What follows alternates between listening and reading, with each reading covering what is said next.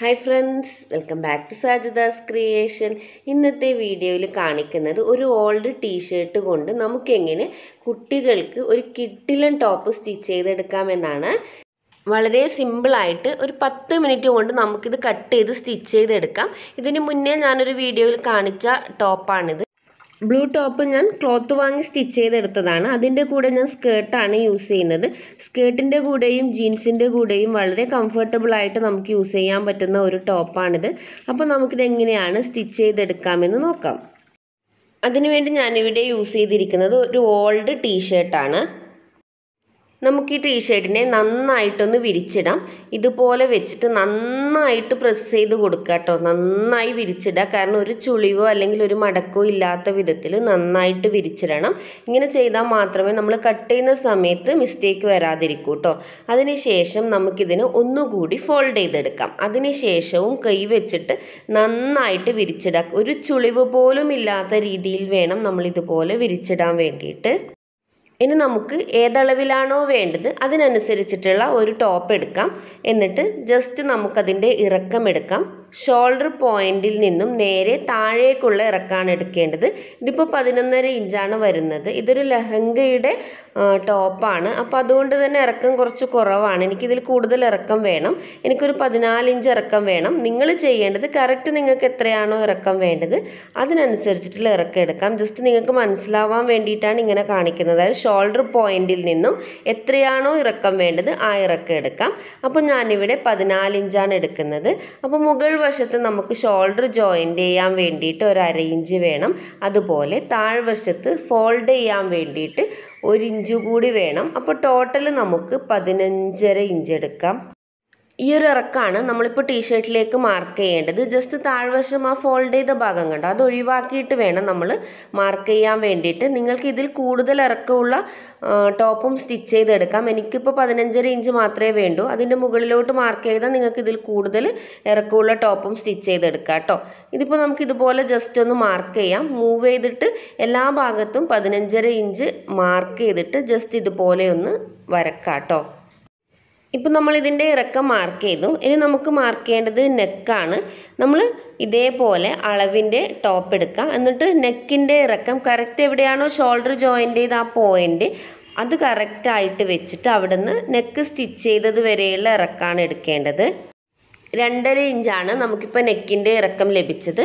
അത് നമുക്ക് കറക്റ്റ് ഈ ഒരു മാർക്ക് ചെയ്ത പോയിൻ്റ് കണ്ടോ അവിടെ നിന്ന് താഴ്വശത്തേക്ക് മാർക്ക് ചെയ്യാം. ഇപ്പം നമ്മൾ നെക്കിൻ്റെ ഇറക്കം മാർക്ക് ചെയ്തു. ഇനി നമുക്ക് വീതിയാണ് അളന്നെടുക്കേണ്ടത്. അത് ഇതുപോലെ ഒരു ഷോൾഡർ പോയിന്റിൽ നിന്നും മറ്റേ ഷോൾഡർ പോയിന്റ് വരെയുള്ള വീതിയാണ് എടുക്കേണ്ടത്. 4 ഇഞ്ചാണ് ലഭിച്ചത്. അതിൻ്റെ നേർപകുതി എടുക്കാം. നമുക്ക് എത്രയാണോ ലഭിച്ചത് അതിൻ്റെ നേർപകുതിയാണ് നമ്മൾ എടുക്കേണ്ടത്. അപ്പോൾ ഇപ്പോൾ 2 ഇഞ്ച്, അതിൽ നിന്നും തയ്യൽ തുമ്പ് വേണ്ടി ഒരു 1/4 ഇഞ്ച് കൂടി വിടുക. അപ്പോൾ നമ്മളിവിടെ 1.25 ഇഞ്ചാണ് മാർക്ക് ചെയ്യേണ്ടത്. അതായത് ടോട്ടൽ നമുക്ക് കിട്ടിയ അളവിൻ്റെ പകുതി എടുക്കാം. അതിൽ നിന്നും 1/4 ഇഞ്ച് തയ്യൽ തുമ്പ് മാർക്ക് ചെയ്തതിന് ശേഷം നമ്മൾ ടീഷർട്ടിലേക്ക് മാർക്ക് ചെയ്തു. എന്നിട്ട് ജസ്റ്റ് ആ വീതിയും നീളവും തമ്മിൽ നമ്മളൊരു സ്ക്വയർ ബോക്സ് ആക്കി ഇനി നമുക്ക് ഡീപ്പായിട്ട് ഒരു റൗണ്ട് ഷേപ്പ് മാർക്ക് ചെയ്ത് കൊടുക്കാം. കാരണം ഇത് വളരെ ചെറിയ നെക്കായതുകൊണ്ടാണ് ഞാൻ ഡീപ്പായിട്ട് ചെയ്യുന്നത്. ഫ്രണ്ട് നെക്കും അതുപോലെ തന്നെ ബാക്ക് നെക്കും ഒക്കെ സെയിം അളവിലാണ് ഞാൻ കട്ട് ചെയ്യുന്നത്. നിങ്ങൾ ബാക്ക് നെക്ക് സെപ്പറേറ്റ് കട്ട് ചെയ്യണമെന്നുണ്ടെങ്കിൽ വേറൊരു അളവ് മാർക്ക് ചെയ്തിട്ട് അതുകൂടി കട്ട് ചെയ്തെടുക്കാം. ഇനി നമുക്ക് ഷോൾഡർ മാർക്ക് ചെയ്യൊന്നും വേണ്ട. ജസ്റ്റ് ഇവിടെ നിന്ന് ഒരു ഹാഫ് സ്ലീവിൻ്റെ ഒരു വീതി വരില്ലേ, ആ ഒരു രീതിയിൽ നമുക്കിത് അളന്നെടുക്കാം. കണ്ടോ, ഇതുപോലെ ടോപ്പ് വെച്ചിട്ട് അതിനെ 2ആയിട്ട് ഫോൾഡ് ചെയ്യുക. ജസ്റ്റ് ഒന്ന് മനസ്സിലാവാൻ വേണ്ടിയിട്ടാണ്. നിങ്ങളൊരു ഹാഫ് സ്ലീവിൻ്റെ അളവ് എടുത്താൽ മതി കേട്ടോ. കണ്ടോ, ഇതുപോലെ നമ്മൾ ഈ ഫോൾഡ് ചെയ്തെടുത്ത് നിന്നും വെച്ച ഒരു 4 ഇഞ്ചായിരിക്കും നമുക്ക് ടോട്ടൽ ലഭിക്കുക. അതിൻ്റെ കൂടെ കുറച്ചുകൂടി മുന്നോട്ട് പോയി നമുക്കൊരു 8 ഇഞ്ച് വരെ എടുക്കാം കേട്ടോ. കണ്ടോ, ഞാനിപ്പോൾ ഇവിടെ കറക്റ്റ് 8 ഇഞ്ചാണ് എടുക്കുന്നത്. നിങ്ങൾക്കൊരു ഹാഫ് സ്ലീവ് ഉണ്ടെങ്കിൽ കറക്റ്റായിട്ട് ഇതുപോലെ വെച്ചിട്ട് ഒരു ഹാഫ് സ്ലീവിൻ്റെ അളവെടുക്കാം. അല്ലെങ്കിൽ ഒരു 4 ഇഞ്ച് ഉണ്ടെങ്കിൽ ഒരു 4 ഇഞ്ച് കൂടി എക്സ്ട്രാ കൂട്ടിയിട്ട് കുറച്ച് നീളത്തിലെടുക്കാം കേട്ടോ. നമ്മളിപ്പോൾ 8 ഇഞ്ച് എടുത്തു, പക്ഷെ അതിൻ്റെ കൂടെ 1 ഇഞ്ച് തയ്യൽ തുമ്പ് കൂടി വേണം. അപ്പോൾ കറക്റ്റായിട്ട് നമുക്ക് 9 ഇഞ്ച് മാർക്ക് ചെയ്യാം. അതായത് നമുക്ക് കിട്ടിയ അളവിൻ്റെ കൂടെ 1 ഇഞ്ച് തയ്യൽ തുമ്പ് വേണം. കാരണം നമുക്ക് അവിടെ ഫോൾഡ് ചെയ്തിട്ട് സ്റ്റിച്ച് ചെയ്യേണ്ടതുണ്ട്. അപ്പോൾ നമ്മളിപ്പോൾ 9 ഇഞ്ച് എടുത്തു.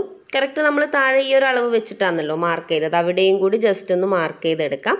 എന്നിട്ട് നമ്മൾ ചെയ്യേണ്ടത് കണ്ടോ, ജസ്റ്റ് ആ മാർക്ക് ചെയ്ത പോയിന്റില്ല അവിടുന്ന് ജസ്റ്റ് ഒന്ന് കേർവ് ചെയ്ത് കൊടുക്കുക. അതിന് കറക്റ്റായിട്ടൊരു മെഷർമെൻറ്റോ ഒന്നുമില്ല. നമ്മൾ എവിടെയാണോ നമ്മുടെ അളവ് വരുന്നത് അവിടുന്ന് ജസ്റ്റ് ഒന്ന് മുകൾ വശത്തേക്ക് ഒന്ന് ഹാഫ് കേർവ് ചെയ്ത് കൊടുക്കുക. കണ്ടോ, ഇതുപോലെ പതുക്കെ പതുക്കെ കുറേശ്ശെ ഒന്ന് ചെരിച്ച് കൊടുക്കുക മാത്രം ചെയ്തെടുത്താൽ മതി. കണ്ടോ, നമ്മളിതുപോലെ കേർവ് ചെയ്തെടുത്തിട്ടുണ്ട്.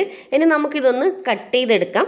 അപ്പോൾ ഫസ്റ്റ് നമ്മൾ ചെയ്യേണ്ടത് നമ്മൾ ആദ്യം മാർക്ക് ചെയ്ത ആ ഒരു പോയിന്റ് ഒന്ന് കട്ട് ചെയ്തെടുക്കാം. അതിന് ശേഷം നെക്കും നമ്മൾ കേർവ് ചെയ്ത ആ പോയിന്റൊക്കെ നമുക്ക് കട്ട് ചെയ്ത് മാറ്റാം.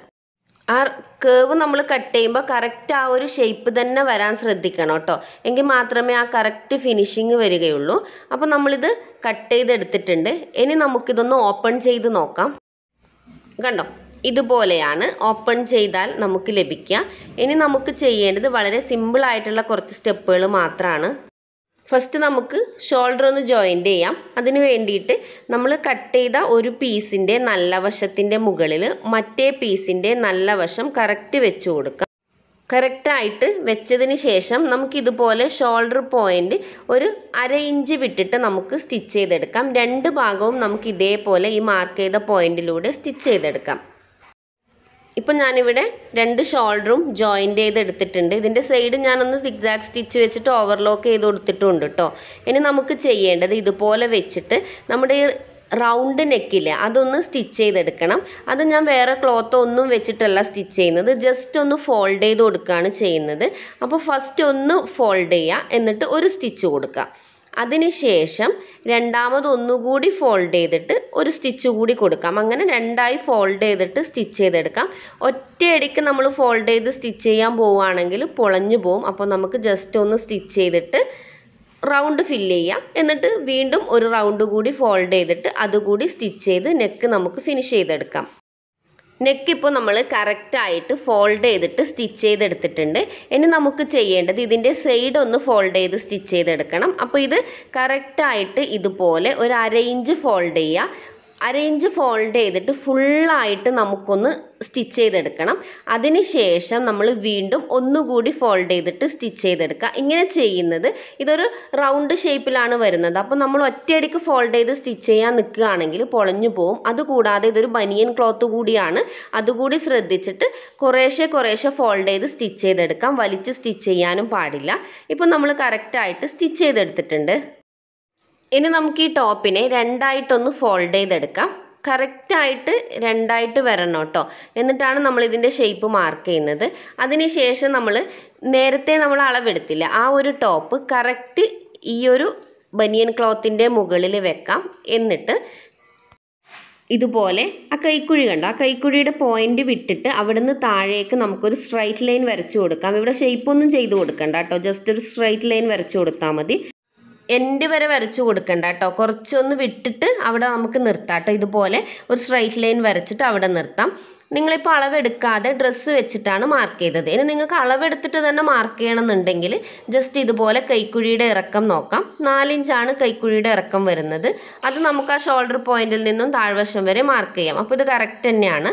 അതുപോലെ ഈ ഒരു വീതി കണ്ടോ, ആ ഒരു വീതി എത്രയാണെന്ന് നോക്കാം. 5.5 ഇഞ്ചാണ്. കണ്ടോ, ഇതേപോലെ 5.5 ഇഞ്ച് വെച്ചിട്ട് അവിടെ മാർക്ക് ചെയ്തെടുത്താലും മതി. ഇതിപ്പോൾ കറക്റ്റാണ്, അത് വെച്ചിട്ട് മാർക്ക് ചെയ്താലും അളവെടുത്ത് മാർക്ക് ചെയ്താലും രണ്ടും കറക്റ്റാണ്.